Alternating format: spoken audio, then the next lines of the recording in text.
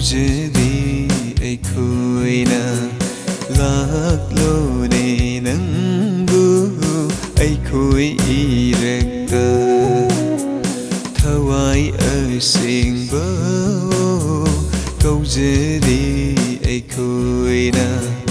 lạc lô ne nang bu ai khui irekta nang di Jehovah Rafani anaba fa andiba nang di Jehovah Shalom ni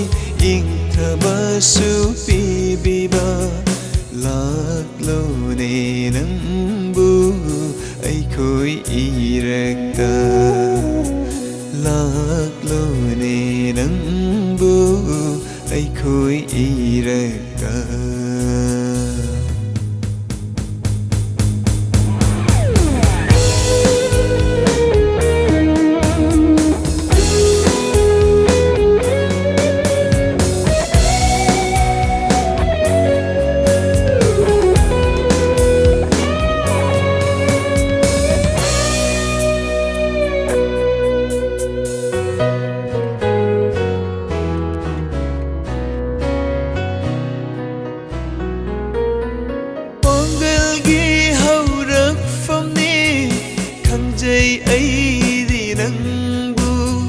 Shastra dasu iri nandi Jehovah Rafaduni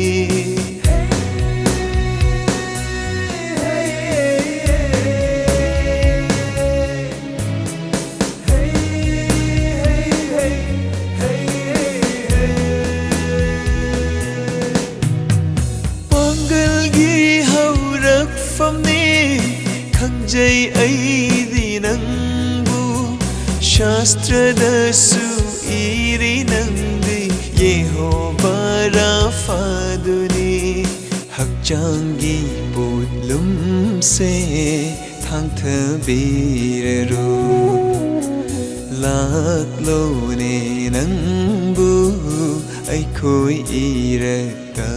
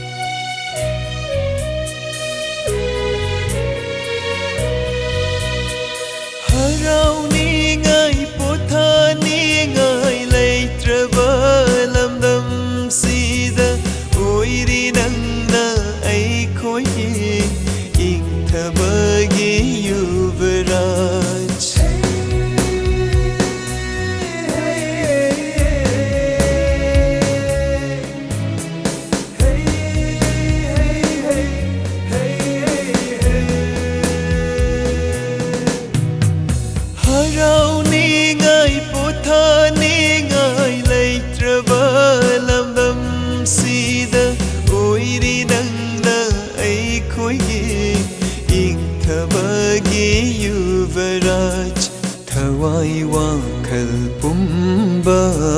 yang han biraru lạc lô ne nang bu ai khui irekta